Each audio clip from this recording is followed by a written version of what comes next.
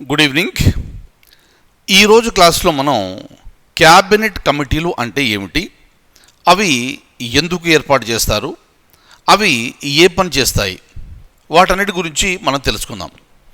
ముందుగా cabinet committee అని ఆ విషయం గురించి తెలుసుకునే కంటే ముందుగా మనకు రాజ్యాంగం ప్రకారంగా మంత్రి మండలి అనేది ఏర్పాటు అవుతుంది. మనం ఎప్పుడైతే మంత్రి మండలి అంటామో ఆ మంత్రి మండలికి నాయకత్వం వహించేది ప్రధానమంత్రి. ఆ తర్వాత స్థానంలో వచ్చేది క్యాబినెట్ మంత్రులు, ఆ తర్వాత స్వతంత్రంగా వ్యవహరించే సహాయ మంత్రులు, అలాగే సహాయ మంత్రులు. అలా ఈ 4 ర్యాంక్స్ మనకు కనిపిస్తాయి. Prime minister, cabinet ministers, minister of state with independent charge, ఆ తర్వాత మినిస్టర్స్ ఆఫ్ స్టేట్, సహాయ మంత్రులు. ఈ 4 కనుక మనం చూస్తే మనకు సాధారణంగా మనకు ఎప్పుడు క్యాబినెట్ సమావేశము అని మనం వింటూ ఉంటాం, లేదా మనం మంత్రిమండలి సమావేశము అంటాం. అంటే మనం మంత్రిమండలి సమావేశం అని చెప్పినప్పటికీ కూడా అక్కడ ఉండే మంత్రులందరూ సమావేశానికి రారు. నిజానికి క్యాబినెట్ హోదా కలిగిన మంత్రులు ఎవరైతే ఉన్నారో వారు మాత్రమే ఆ సమావేశానికి రావడం జరుగుతుంది. ఆ క్యాబినెట్కు నాయకత్వం వహించేది కూడా ప్రధానమంత్రి. అయితే ఈ క్యాబినెట్ మంత్రులతోని కొన్ని కమిటీలు ఏర్పాటు చేయడం అనేది జరుగుతుంది. చూడండి, మనం ఎప్పుడైనా కమిటీ అన్నామంటే కొంతమంది సభ్యులను కలిపి ఏర్పాటు చేసేది.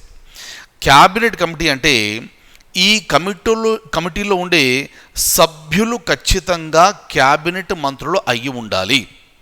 దాన్ని మనం క్యాబినెట్ కమిటీలు అంటాం.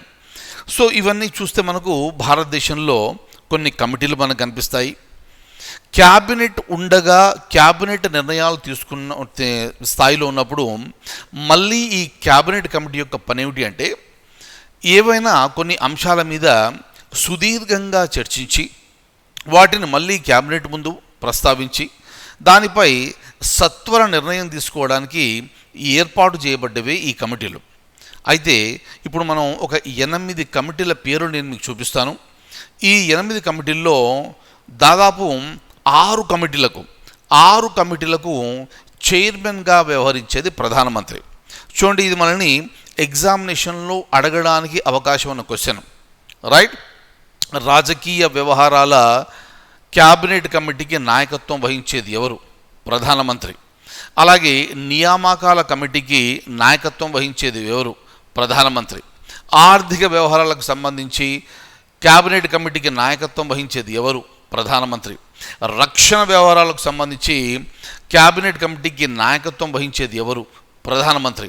సో ఈ విధంగా మనకు 6 కమిటీలకు ప్రధానమంత్రి నాయకత్వం వహిస్తారు. ఇక మిగతా కమిటీలకు ఎవరు నాయకత్వం వహించాలి అనేది ప్రధానమంత్రి నిర్ణయిస్తారు.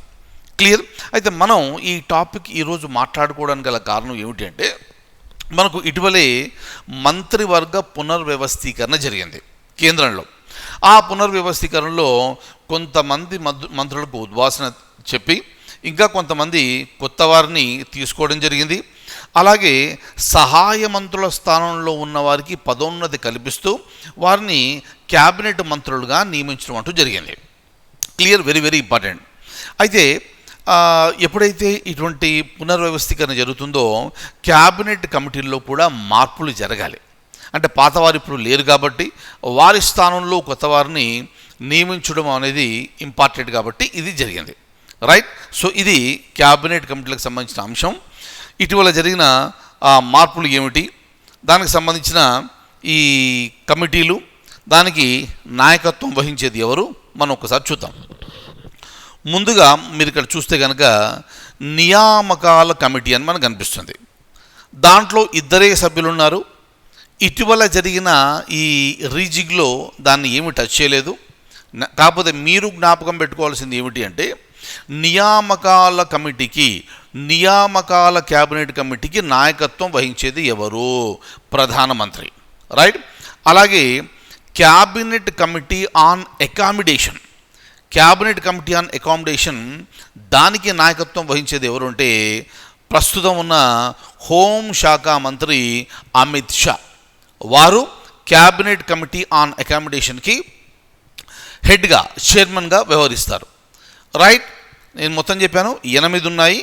8 6కి నాయకత్వం వహించేది ప్రధానమంత్రి, మిగతా 2కి ప్రధానమంత్రి వేరే వారిని నియమించారు. దాంట్లో ఒకటి క్యాబినెట్ కమిటీ ఆన్ అకామిడేషన్, దానికి నాయకత్వం వహించేది Amit Shah. Clear? Very very important one. Next ఇంకొకటి ఆర్థిక వ్యవహారాల క్యాబినెట్ కమిటీ. చూడండి, దీనికి ఎవరు నాయకత్వం వహిస్తారు? ప్రధానమంత్రి నాయకత్వం వహిస్తారు. ఎగ్జామినేషన్లో అడుగుతారు. నేను మీకు కరెంట్ అఫైర్స్లో ఇంతకుముందు చాలాసార్లు చెప్పిన అంశమే ఇది. ఇండియన్ ఎకానమీ మాట్లాడుతున్నప్పుడు కూడా మనం చెప్పుకున్న అంశమే. Cabinet committee on economic affairs నాయకత్వం వహించేది ఎవరో? ప్రధానమంత్రి. అలాగే పార్లమెంటరీ వ్యవహారాల క్యాబినెట్ కమిటీకి నాయకత్వం వహించేది ఎవరు అంటే ప్రస్తుతం అది మన రక్షణ మంత్రి, వారి పేరు రాజ్నాథ్ సింగ్.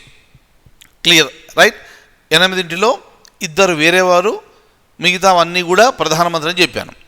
సో ఇప్పటి వరకు మనం చూసిన 4 2కి ప్రధానమంత్రి నాయకత్వం వహిస్తే, ఒకదానికి అమిత్ షా నాయకత్వం వహిస్తున్నారు, ఇంకొక కమిటీకి కమిటీ ఆన్ పార్లమెంటరీ అఫైర్స్కి రాజ్నాథ్ సింగ్ వారు నాయకత్వం వహిస్తున్నారు. సో దాని తర్వాత మనం చూడబోయే మిగతా 4కి కూడా నాయకత్వం వహించేది ప్రధానమంత్రి. రైట్. సో రాజకీయ వ్యవహారాల క్యాబినెట్ కమిటీకి నాయకత్వం వహించేది ఎవరు? ప్రధానమంత్రి.